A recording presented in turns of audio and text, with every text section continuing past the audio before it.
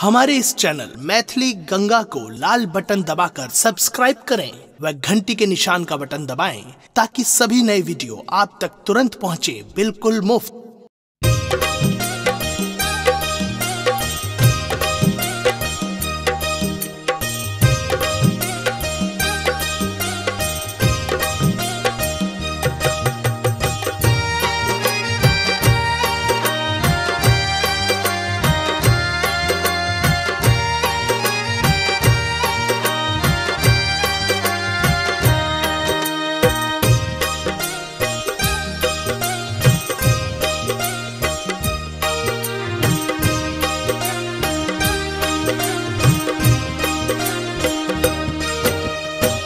मिथिला के धिया सिया जगत जननी भेली, धरनी बनला सुर धाम है।